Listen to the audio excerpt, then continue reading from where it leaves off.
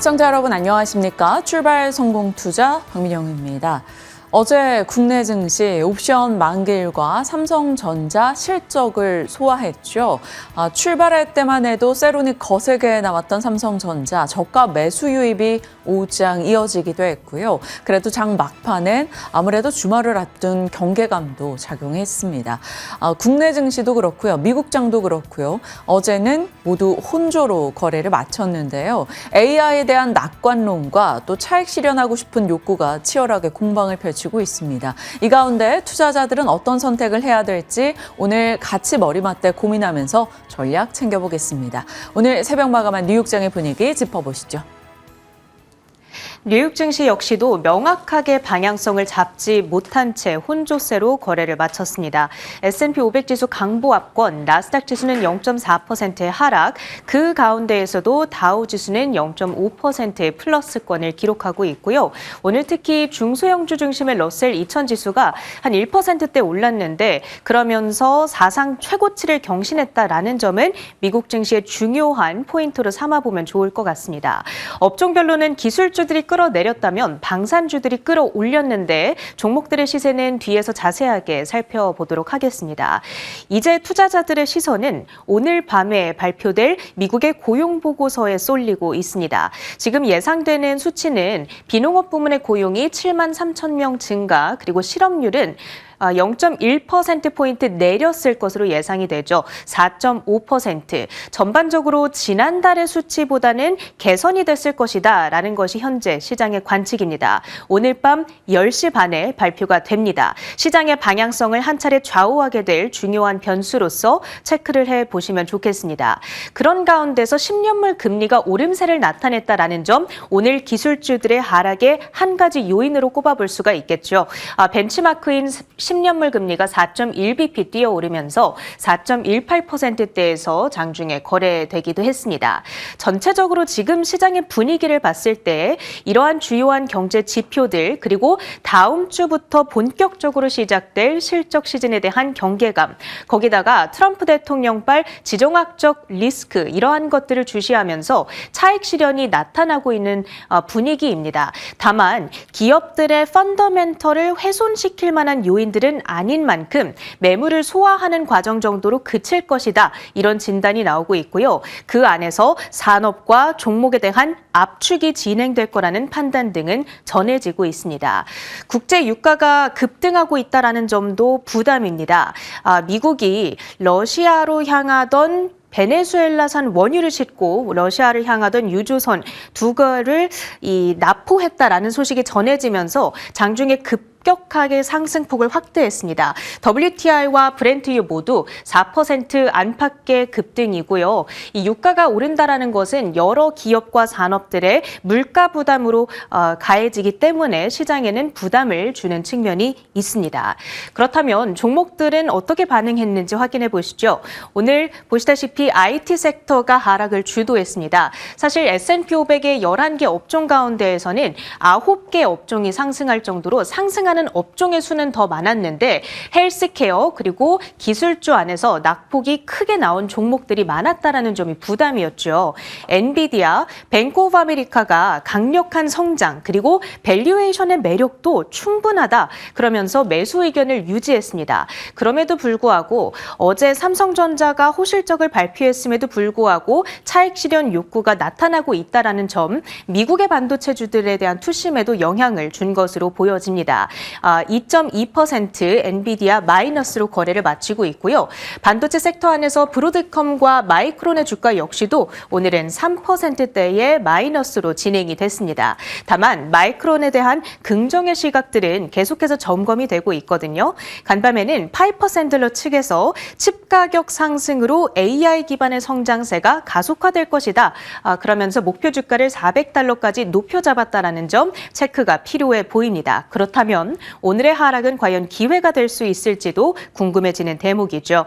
그 밖에는 ASML과 어플라이드 머티리얼스 등의 약세도 확인이 되면서 필라델피아 반도체 지수는 1.83% 하락으로 거래를 마쳤고요.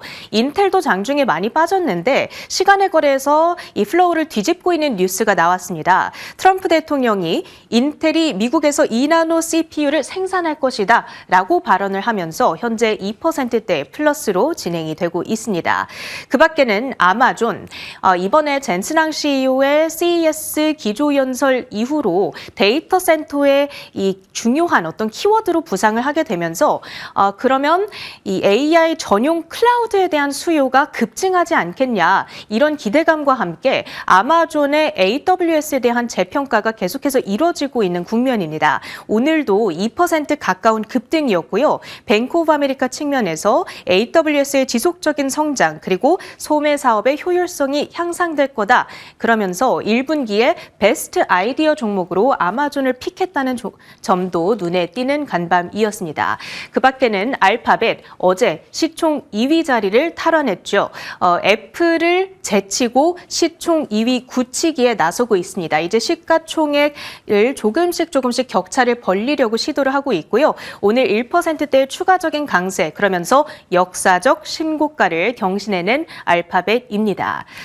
자, 그 밖에 눈에 띄었던 특징 그리고 섹터들 한번 확인해 보도록 하겠습니다. 자동차주들의 분위기는 양호했습니다. 일단 테슬라, 골드만삭스가 중립 의견을 내놨거든요. FSD와 로보틱스 이런 것들이 시장에서 관심을 받고 있기는 하지만 그리고 분명히 성장성이 있기는 하지만 우리가 기대하는 것만큼 이익을 크게 끌어올려주지는 못할 것이다. 이런 진단 등을 참고해 보셔야겠지만 그럼에도 불구하고 간밤에는 반발 매수세가 유입이 되면서 1% 상승 흐름을 나타냈고요.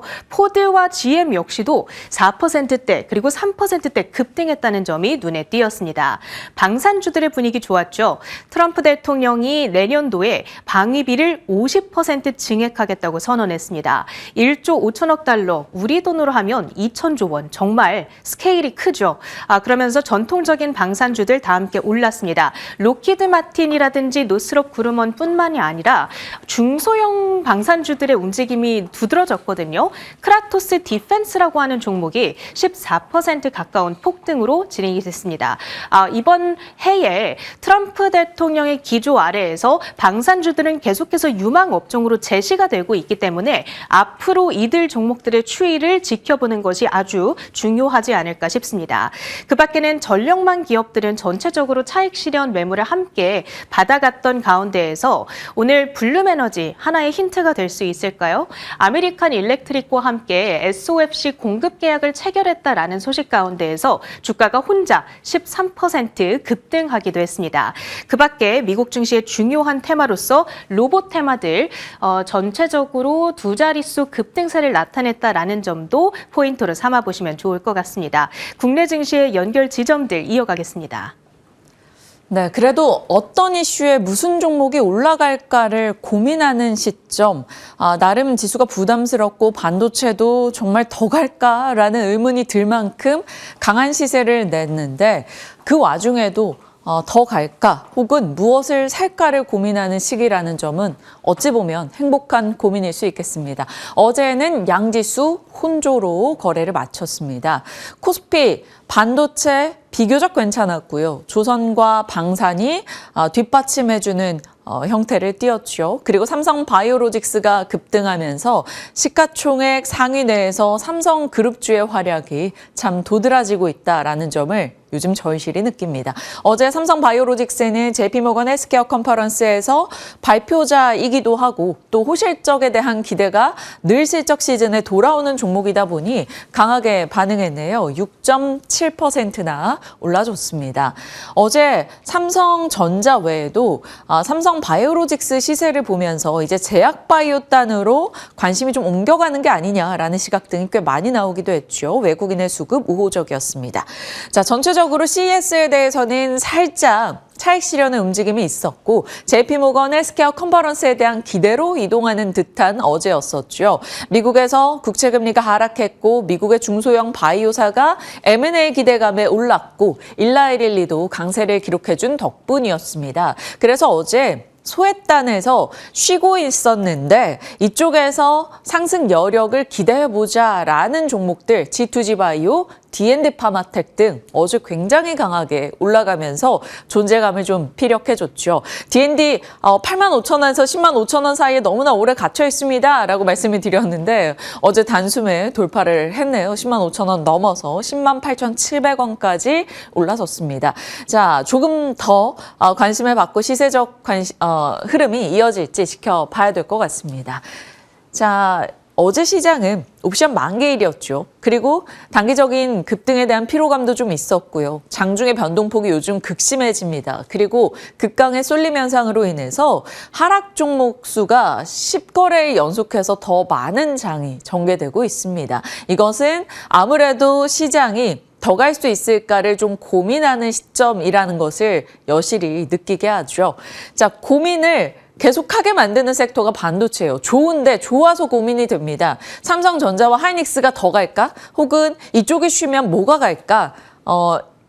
이쪽이 쉴 때 다른 섹터를 사야 될까? 아니면 삼성전자와 하이닉스를 쉴 때 사야 되는가? 그에 대한 고민을 다 같이 하고 있는 것 같아요.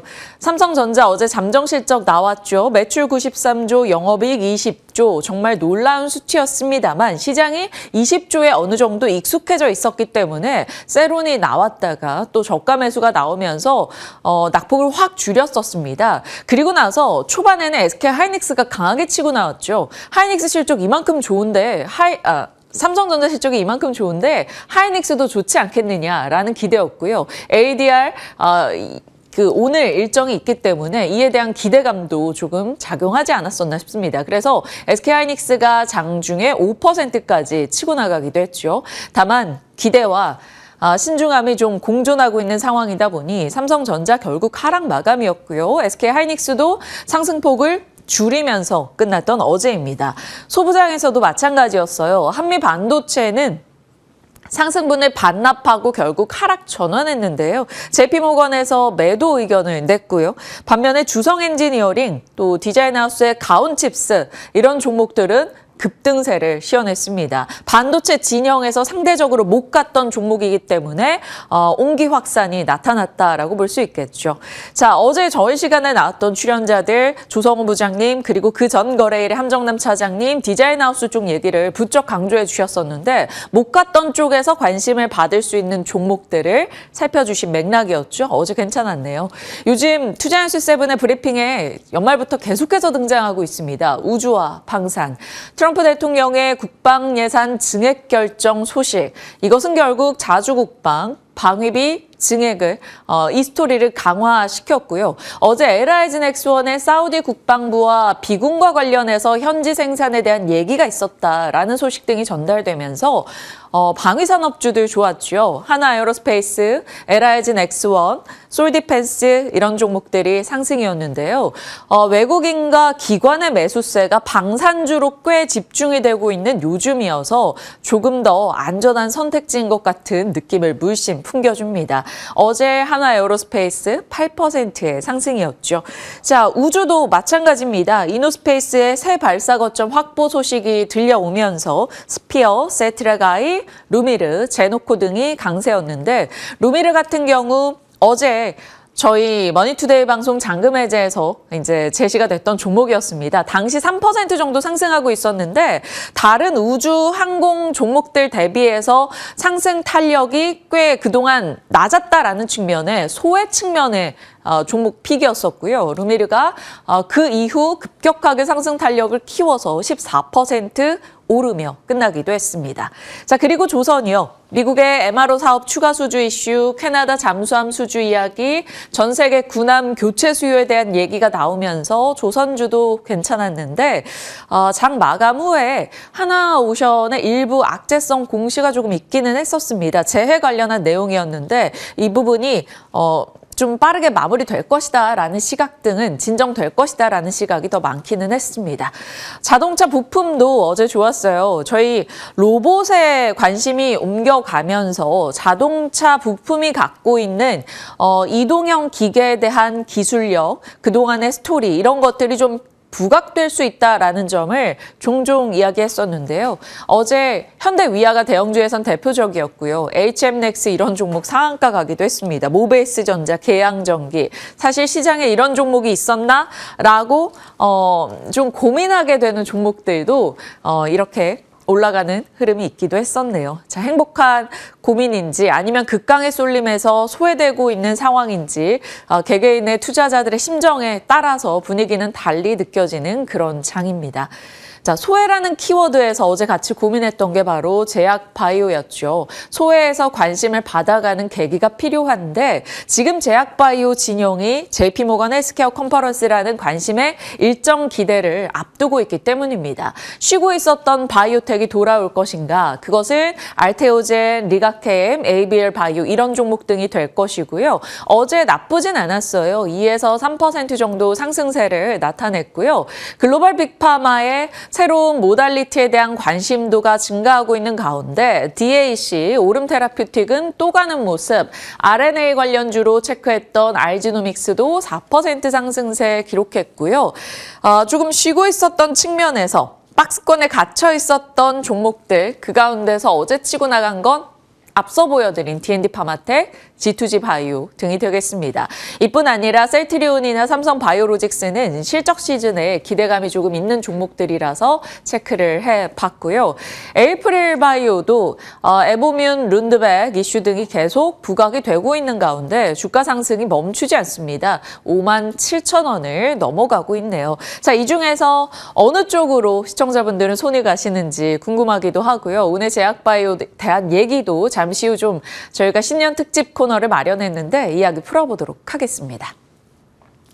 자, JP모건 헬스케어 컨퍼런스 관련해서 지금 글로벌 파트너사 발표 어느 정도일까요? 이번에 삼성 바이오로직스, 셀트리온, D&D, 알테오젠 국내 기업으로는 공식 발표 예정이 되어 있고요. 글로벌 파트너사들의 발표를 우리가 왜 주목해야 되냐? 그들의 개발 로드맵 혹은 적응증이 확장되거나 임상 타임라인의 시계열을 알 수 있기 때문입니다. 그래서 각각의 발표 기업들의 연관된 종목들을 하나증권에서 정리를 해줬길래 조금 더 보기 쉽게 저희가 재가공을 했습니다. 자, 1월 12일부터 시작이 되죠. 존슨앤존슨, 노바티스, 화이자, 사노피, 다이치상쿄, 머크 이들의 파트너사는 다들 아시다시피 국내 기업 이렇게 되겠습니다. 이러다 보니까 어제 D&D, ABL, 알테오젠 이런 종목들이 아마 올랐지 않나 싶기도 하고요. 그리고 13일에 GSK, 아스트라제네카, 일라이릴리 이런 기업들의 발표가 있습니다. 또 같이 연결이 되는 종목들 이렇게 보시면 되겠네요. 그리고 15일에 앱클론까지도 이쪽은 또 중국 관련 기업의 발표와 연결이 된다라는 점에서 체크해 주시고요. 일전에 사실 조금 확장해서 보여드렸던 내용이긴 해요. 그 외 기업들과 애로가 있을지 혹은 파이프라인의 개발 속도가 좀 빨라질 수 있는 계기가 있을지 같이 연결해서 보실 수 있는 기업들 이렇게 두 개 보여드렸던 바가 있기 때문에 이 정도로 넘어가도록 하겠습니다. 자, 저희가 미국의 군사행동, 베네수엘라 군사 개입을 한 것을 두고 세계가 불편해할 수 있다라는 점을 얘기해 봤었죠. 미국의 베네수엘라 군사 개입으로 국제 질서가 규범이 아니라 힘에 의해서 작동한다라는 것이 결국 올 한 해 외교적 질서의 안정이 좀 어렵지 않겠냐 이런 시각을 가져온다라는 것이었습니다. 1월 6일에 이야기를 했었고요. 당시에 독일, 이탈리아, 영국 그리고 미국의 방위산업 주가에 상승세가 있었다라고 해서 말씀을 드렸는데 오늘 동일한 패턴의 강세 흐름이 나타났습니다. 자, 독일에서 라인메탈, 이탈리아 레오나르도, 영국의 BA 시스템즈가 또 올랐고요. 이 영국의 BA 시스템즈는 5% 이상 올랐는데 아무래도 미국의 국방부와 계약권이 좀 많은 업체라서 조금 더 민감하게 반응을 했습니다. 자, 미국의 방위산업과 드론 기업들 보시다시피 모조리 다 올랐고요. 그 상승 폭도 두 자릿수 상승률이 꽤 많았다라는 점에서 오늘은 미국은 방산과 우주 진영에 많은 내용이 쏠리지 않았었나 싶습니다. 어제 미국장 마감되고 나왔던 이 소식 때문이겠죠. 트럼프 대통령의 꿈의 군대로 미국을 지킬 것이다 라며 사상 최대 50% 방위비 증액을 주장했습니다.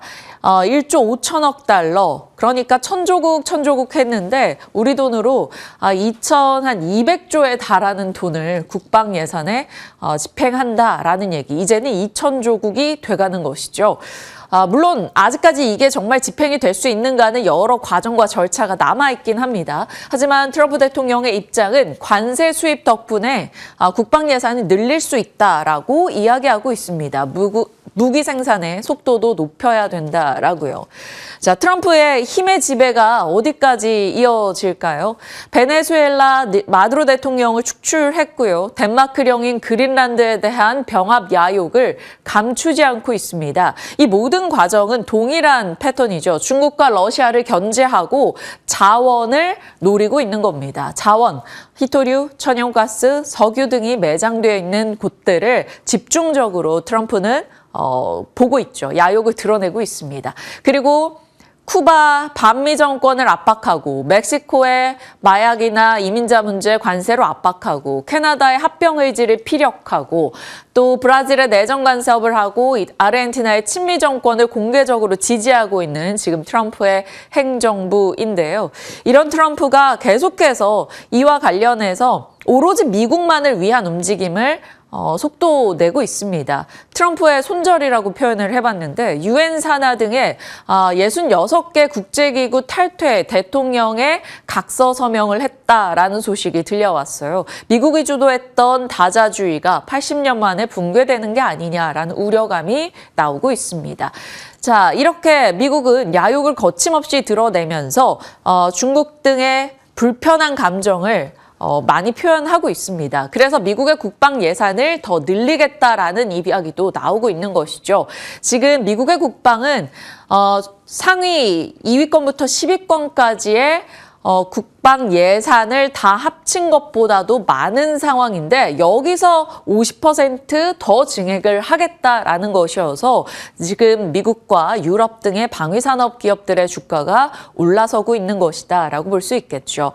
그러면 트럼프는 어떻게 국방을 강화하는 걸까요? 그의 의지는 우리가 다 아는 내용들입니다. 골든돔, 그리고 황금안대, 그리고 드론 도미넌스, 이것으로 인해 뒷받침해주기 위해서 국방 예산을 늘리겠다라는 것이었죠. 그래서 사실 국내에서 우주가 가고 방산이 가고 조선이 가고 이러는 것이 아닌가 싶습니다. 자, 골든돔, 미국의 전역을 방어하는 미사일 방어막을 만든다라는 것이었죠. 황금함대, 대형 전함이나 호위함, 군함을 확대하겠다. 드론 도미넌스는 저격용 드론을 대량 생산하겠다. 그렇기 때문에 미국에서 제나테크 이런 종목들이 이런 이슈가 있을 때마다 반응을 보이는 게 아닐까 싶습니다. 그러면 국내에서도 이와 관련해서 포트에 대한 고민이 같이 나오는 것이겠죠.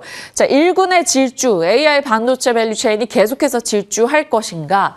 아니면 일군이 휴식하는 동안 바이오나 조선 방산 등이 가겠는가? 왜 조선 방산이 이렇게 계속 후보군의 자리를 하고 있을까요? 미국이 필요하고 방산은 미국의 이런 분위기를 따라가기 때문에 각국이 자주 국방으로 국방 예산을 늘린다라는 것입니다. 아니면 이 반도체와 이군의 종목군들이 함께 주거니 받거니 하며 가는 분위기일지 지켜봐야 될 것 같네요. 일단 미국이 필요로 하고 있다라는 측면에서 국내에서는 조선, 방산, 우주 이런 쪽의 시세가 계속 나고 있고요. 빅테크의 자극으로 로봇과 자율주행이 가고 있다. 그러면 그날그날의 이슈에 따라서 조금은 더 우위를 차지하는 섹터나 테마가 있기는 하겠지만 전체적으로는 함께 가는 방향이라는 것을 기억해 볼 필요가 있겠습니다. 앞서 말씀드렸던 방위산업, 밸류체인 일전에도 보여드렸던 내용이고요. 이 가운데 풍산 같은 경우는 눈에 띄는 내용이 하나 있죠. 바로 구리값이 올라가고 있고 방위산업주이기도 하고요. 실적이 계산돼서 실적 시즌의 종목이기도 합니다.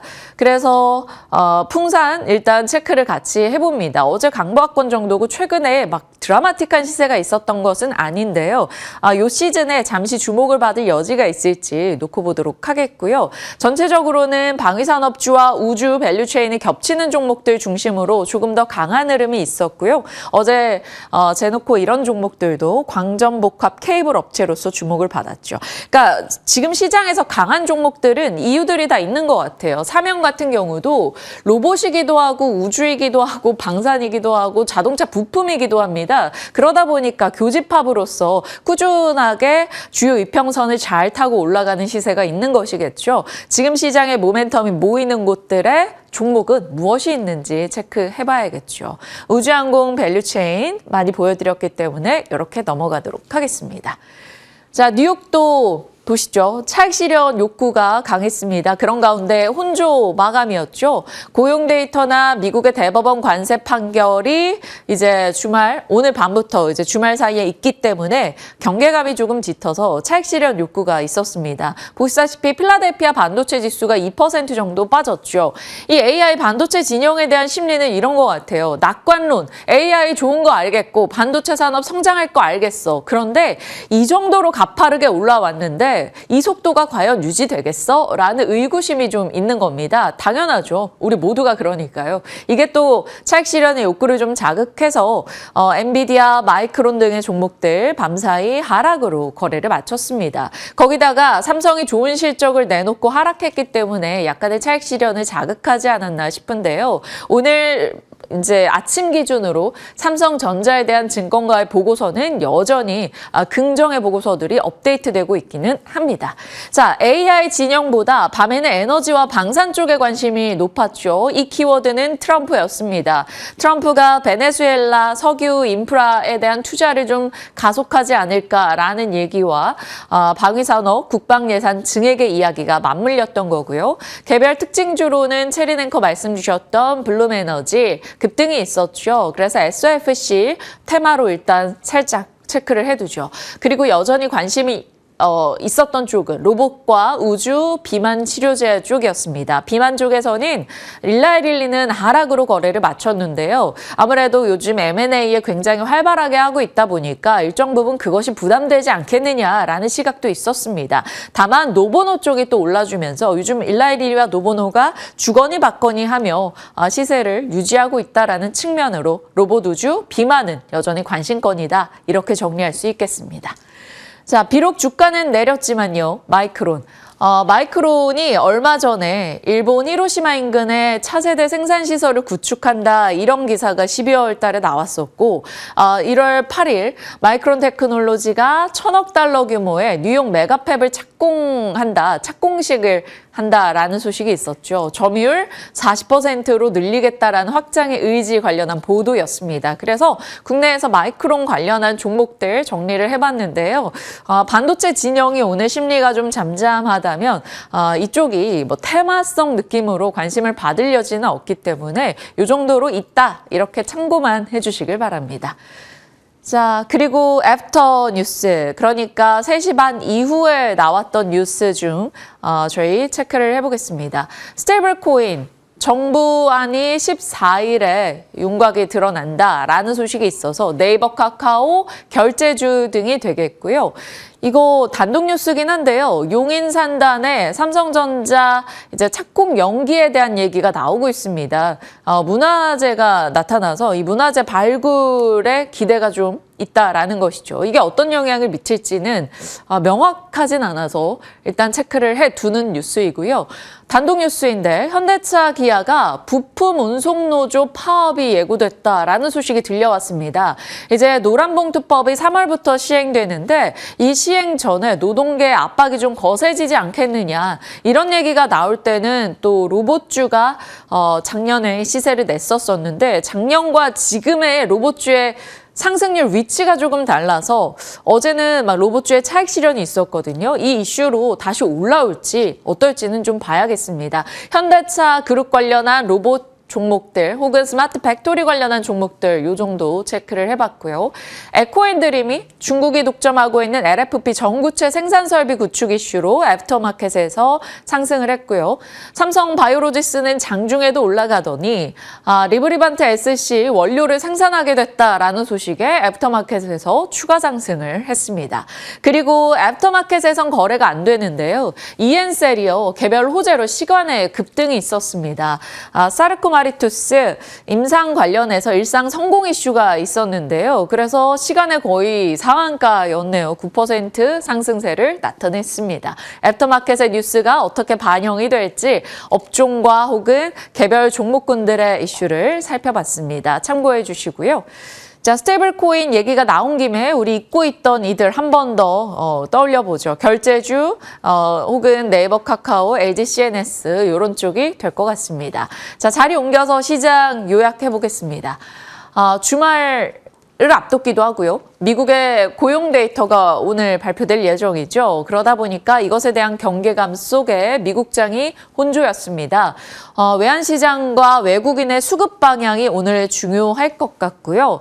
반도체 탑2의 숨고르기가 있을 경우는 다른 업종으로 갈지 반도체 소부장으로 갈지 아니면 탑2가 재질주할 때 수급 블랙홀 현상이 나타날지 이것의 시장의 분위기 살펴봐야겠습니다. 그래도 함께 가는 혹은 아니면 대안이 될 수 있는 섹터로는 제약바이오를 많이 보고들 계실 텐데 좀처럼 강하게 가주진 않아서 좀 아쉬운 섹터이기도 하죠.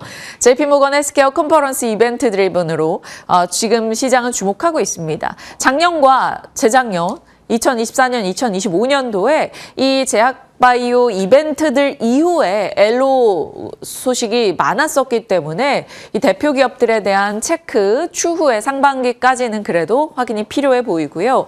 K우주방산과 K조선, 미국의 국방 강화는 미국의 필요를 자극하고 그것이 방산과 조선, 타국의 경계감을 자극해서 방산 등으로 모멘텀이 이어지고 있습니다. 자, 그 외로는 테마단이 되겠죠. SOFC. 그리고 실적 시즌이라 실적에 대한 얘기 잠시 후 미나 앵커가 자세하게 해주실 텐데요. 삼성 바이오로직스 어제 실적에 대한 기대로 올랐고요. 네이버도 실적 모멘텀이 있는 종목이긴 합니다. 탈팡수의 데이터 센터, 스테이블 코인, 실적의 키워드에서 소외되어 있던 네이버에 대한 반등, 거의 이건 오를 때까지 얘기하겠다라는 느낌이긴 한데요. 그만큼 많이 소외되어 있는 종목이긴 한데 어떨지 보겠습니다. 일정 보시면 오늘 중요한 건 SK하이닉스 ADR 추진보도 답변 기한입니다. 이 SK하이닉스의 굉장히 중요한 일정이라서 체크해 주시고요. 한국의 MSCI 선진지수 편입 위한 로드맵 공개일이기도 하고 대만의 TSMC 12월 매출이 나오고요. 중국의 물가 데이터, 미국의 고용 데이터 등 예정돼 있습니다. 그리고 트럼프의 보편관세 위헌 여부, 연방대법원 판결도 예정이 되어 있는데요. 아마 내일 토요일에 나오지 않을까 싶습니다. 위법이라고 판결될 경우는 자동차, 부품, 철강 쪽이 수혜를 볼 수 있다라는 얘기가 있는데 이것은 단발적인 수혜일 것이다라는 시각이 좀 많습니다. 자, 그리고 SK하이닉스 얘기는 저희 12월 9일에 나눠봤었죠.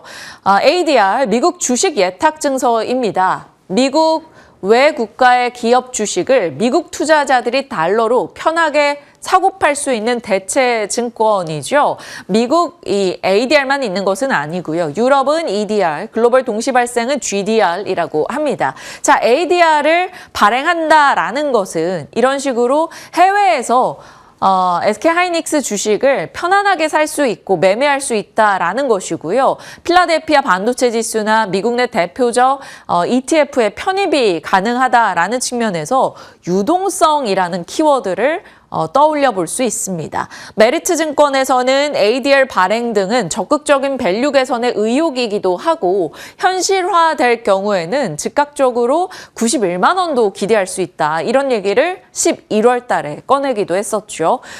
SK하이닉스 그와 관련한 조회 공시 답변일이 바로 오늘이기 때문에 지켜보도록 하겠습니다. 자, 이제 1월 본격적인 실적 시즌에 돌입하고 있는데요. 미나 앵커 오늘 실적에 대한 얘기 해주신다고요? 네, 그렇습니다. 오늘은 종목별로 세세하게 살펴보면서 어떤 종목들이 실적이 기대가 되는지 그리고 어떤 종목들이 실적에 대한 우려를 갖고 있는지 대표적인 종목들 살펴보도록 하겠습니다. 어제 삼성전자의 잠정 실적이 발표가 됐었죠. 분기 사상 정말 좋은 실적이었습니다. 보시면 매출액 같은 경우에는 93조 원을 기록하면서 전년 대비 22.7% 증가했었고요. 영업이익도 20조 원을 딱 찍었습니다. 그리고 전년 대비 208% 넘기는 성장률을 나타내면서 이번에도 호실적을 기록했는데요. 주가 자체는 다만 1.56% 하락하면서 13만 8,800원의 종가를 형성했습니다. 사실 장중에는 2%대까지 상승 탄력을 받아 나갔던 삼성전자인데 아무래도 컨센서스가 20조 원을 넘길 것이라는 기대감 워낙에 강했기 때문에 그것이 주가에 선반영됐다는 평가와 그리고 여기에 새로운 매물이 출현이 됐다라는 분석과 함께 이렇게 주가가 내렸다는 점 해석을 해볼 수 있을 것 같습니다. 어쨌든 삼성전자가 이렇게 호실적을 기록하면서 좋은 신호탄을 쏘아 올렸는데요. 그 밖에 삼성전자의 올해 실적은 어떻게 될지 올해에 대한 전망치도 살펴보도록 하겠습니다. KB증권에서는 올해 분기 영업이익의 평균치가 31조 원이 될 것으로 전망을 했고요. 그리고 연간 영업이익도 123조 원으로 정말 좋은 성적을 낼 것으로 전망을 하고 있습니다. 키움증권도 KB증권과 거의 비슷한 맥락에서 살펴보고 있는데요. 연간 영업이익의 전망치를 120조 2천억 원으로 책정을 하면서 전반적으로 영업이익 자체가 120조 원을 돌파할 것이라는 올해의 전망치가 나오고 있는 상황입니다. 그리고 그 근거를 살펴보시면 1분기 디램 가격이 지난해 4분기를 넘어서서 50%에서 60%가량 상승할 것이라는 전망이 나오고 있는 건데요. 지난 4분기 같은 경우에는 디램 가격이 38%에서 43%가량 상승한 바 있습니다. 하지만 그 수치를 뛰어넘는 상승률이 이번에 전망이 되고 있다는 점 긍정적으로 보셔도 괜찮을 것 같고요. HBM3E와 관련해서도 브로드컴, AMD, 구글, 아마존을 중심으로 공급이 가시화되고 있다라는 점도 체크 포인트가 되겠습니다. 그래서 이러한 흐름이 계속 이어지게 된다면 하반기까지는 삼성전자의 대세 흐름이 이어질 것이다라는 전망 나오고 있으니까요. 이러한 부분들도 확인해 주시길 바라겠습니다. 그리고 HBM 제품과 관련해서도 기대감을 안고 있습니다. 1분기 에이직 반도체 주요 고객들에게 판매량이 증가할 것이라는 그러한 기대감이 반영이 되고 있고요. 2분기부터는 엔비디아 루빈향으로 판매가 본격화될 것이라는 예상이 더불어서 나오고 있기 때문에 실적에 대한 기대치는 앞으로 더 높아질 것으로 책정이 되고 있습니다. 그래서 HBM의 매출과 영업이익은 큰 폭으로 성장할 것으로 보이는데 특히나 영업이익이 전년 대비 470% 성장할 것으로 예상이 되고 있는 만큼 이번 4분기 실적을 넘어서서 1분기, 2분기, 3분기 그리고 올해 전체적인 영업이익의 전망치가 높아지고 있다는 점이 핵심적인 키포인트가 되겠습니다. 그래서 어제 같은 경우에는 이제 실적이 발표되면서 새로운 매물이 출회가 됐지만 다시 한번 탄력을 받아나가지 않을까 이러한 기대감 다시 한번 키워보면서 주가 흐름 살펴보도록 하겠고요. 이어서 다음 타자인 SK하이닉스도 살펴보겠습니다. SK하이닉스 쪽으로도 전망치가 상당히 강하게 책정이 되고 있습니다. FN가이드가 제시한 4분기 컨센서스 같은 경우에 매출액이 전년 대비 51.8% 성장할 것으로 전망을 하고 있고요. 영업이익도 15조 원대를 기록하면서 전년 대비 93.9% 증가할 것으로 예상하고 있습니다.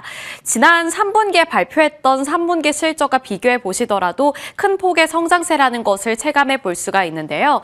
지난 3분기 매출액은 24조 원대였지만 이제 4분기에 예상되고 있는 매출액이 30조 원대로 거의 6조 원 가까이 불어나는 실적이 될 것으로 예상되고 있는 상황. 영업이익도 마찬가지입니다. 지난 3분기 때는 11조 원대, 하지만 이번에 4분기 같은 경우에는 15조 원대를 넘어설 것으로 전망되면서 4조 원 넘게 성장할 것으로 전망되고 있습니다. 결국에는 SK하이닉스도 호실적이 예상이 된다는 건데 세부적인 내용을 살펴보겠습니다. 엔비디아 HBM 공급 핵심 파트너사로서 SK하이닉스가 HBM의 대장주로 또 꼽히기도 하죠. 그만큼 이번 실적도 톡톡히 잘 역할을 해줄 것으로 보고 있는 거고요. 범용 메모리 가격 반등 효과가 SK하이닉스 쪽으로도 반영이 되고 있다는 점 긍정적으로 볼 수 있습니다. 그래서 원래 SK하이닉스 하면은 이 D램보다는 HBM 쪽에서 강점을 더 많이 갖고 있기 때문에 HBM HBM이 더 두각을 많이 드러냈었지만 최근에 영업이익률을 살펴보시면 D램 영업이익률이 HBM 영업이익률을 많이 따라잡았습니다. HBM 같은 경우에는 64%지만 지금 D램 영업이익률이 62%까지 치고 올라온 수준이기 때문에 D램이라든지 HBM 모든 분야에서 성적을 기대해 볼 수 있다는 전망치가 나오고 있는 거고요. 한국투자증권에서 SK하이닉스의 올해 영업이익 전망치는 128조 원으로 상향 조정했습니다. 이어서 은행주들 살펴보겠습니다. 앞서서 반도체 투톱은 이제 올 한 해의 주인공이 될 만한 종목들이었고요. 섹터를 옮겨가서 은행주 같은 경우에는 올해 고난이 예상이 되고 있습니다. 시총 1위에서 9위까지의 은행주들 4분기 합산 당기 순이익 전망치를 살펴보시면 3조 4,156억 원을 기록할 것으로 보이는데요. 지난 전망치 대비 1,000억 원 이상 감소한 전망치로 지금 먹구름이 끼었다는 점 참고해 주시길 바라겠습니다. 그리고 지난해 9월 4분기 합산 순이익 전망치는 3조 5,267억 원이었는데 대폭 감소했다는 것 보이시죠? 그리고 그 이유를 살펴보시면 일회성 비용이 상당히 컸다는 것이 바로 그 원인으로 짚히고 있습니다. 금감원에서 ELS 불안전 판매 관련 2조 원 규모의 과징금을 부과했기 때문에 비용이 상당히 컸다. 그래서 부담을 안고 있다라고 해석을 해볼 수 있을 것 같고요. 그리고 정부에서 장기 연체자의 빚 탕감 소식이 있었죠. 그래서 은행권에서 지난해 말까지 총 3,600억 원의 이 출연금을 납부하게 됐기 때문에 이렇게 일회성 비용이 상당히 높았다. 그래서 실적에는 부담으로 작용이 되고 있다. 그렇기 때문에 올 한 해 실적이 부진할 수밖에 없다라는 전망이 나오고 있습니다. 다만 그 같은 맥락 내에서 증권주들 같은 경우에는 물 만난 물고기처럼 최근 들어서 주가가 치솟고 있습니다. 한 달 사이에 이 증권 업종 13%가량 급등했다고 하고요.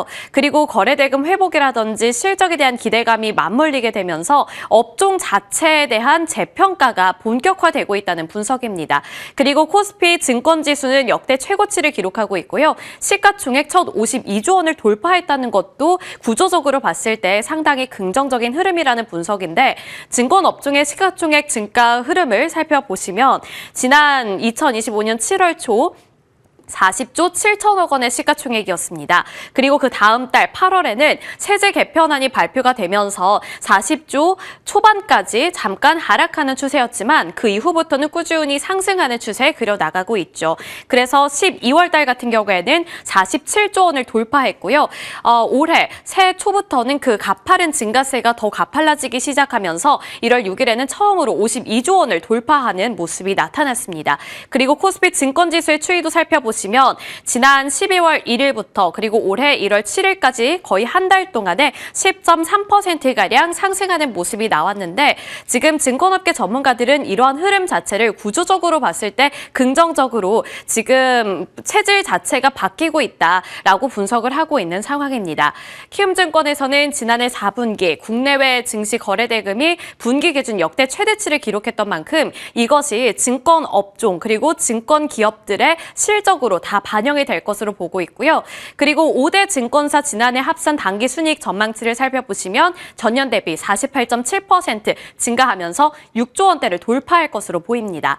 그리고 이 안에서 한국투자증권과 미래에셋증권에 대한 실적 기대치가 더욱더 높아지고 있는 분위기인데요. 한투 같은 경우에는 사상 처음으로 연간 순이익 2조 원을 돌파할 것으로 전망이 되고 있는 상황이고요. 미래에셋증권 같은 경우에는 최근에 스페이스X와 관련되어 있는 기대감 반영이 되면서 실적 목표치도 더욱더 높아지고 있습니다. 그리고 최근에는 시가총액 16조 원을 돌파했기 때문에 이에 대한 기대감도 한껏 받고 있는 상황이고요. 미래에셋 같은 경우에는 4분기 연결 지배순이익 같은 경우 3천억 원대를 돌파할 것으로 보이는 가운데 이는 컨센서스를 상회할 것으로 예상되고 있는 수치입니다. 그리고 스페이스X 보유 지분 가치가 이제 실적에 반영이 될 것이라고 말씀을 드렸잖아요.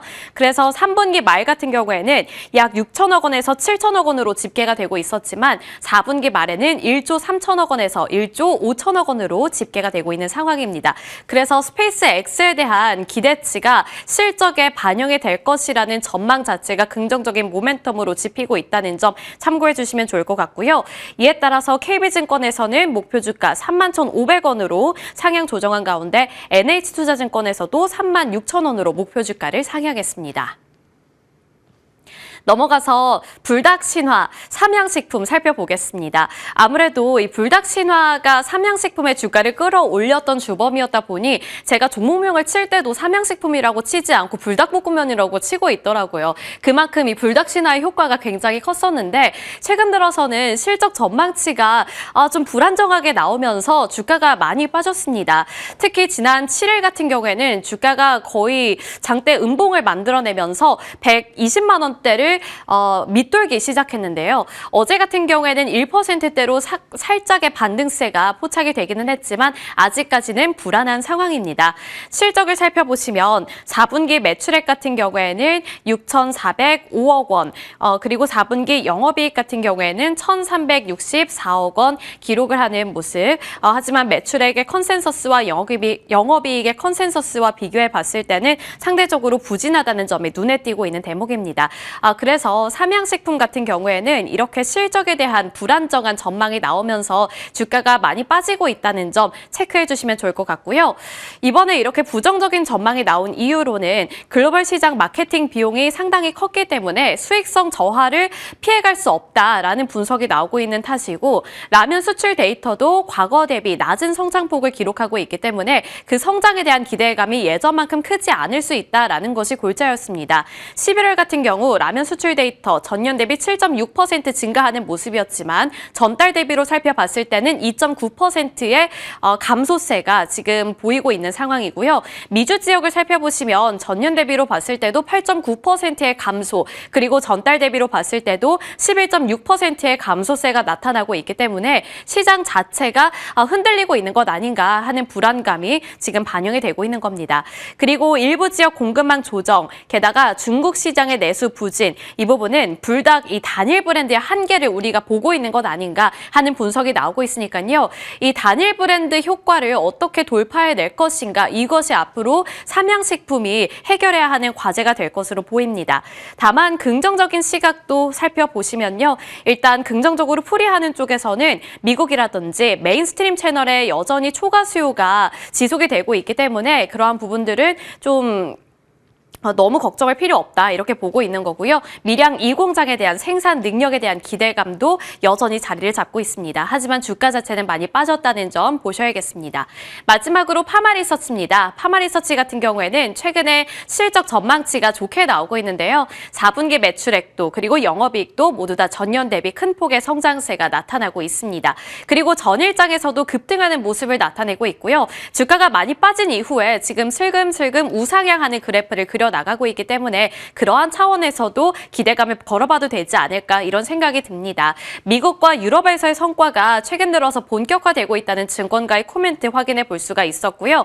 4분기 화장품 수출 매출액은 283억 원으로 전년 대비 96% 증가한 수준, 그리고 특히나 미국 지역에서의 매출액이 전년 대비 200% 증가했습니다. 그래서 미국에서의 성과가 잘 나오고 있고 특히나 리쥬란에 대한 인지도가 미국 시장에서는 화장품 카테고리 쪽으로 이어지면서 선순환 구조가 마련되고 있다는 점을 긍정적으로 평가하고 있는 분위기입니다. 그래서 올해 2분기에는 마이크로니들 고주파까지 출시할 것으로 예정이 되어 있는 만큼 업사이드는 더 많이 열려 있다라는 증권가의 코멘트 나오고 있으니까요. 파마리서치 많이 빠졌던 만큼 살펴보셔도 괜찮을 것 같습니다.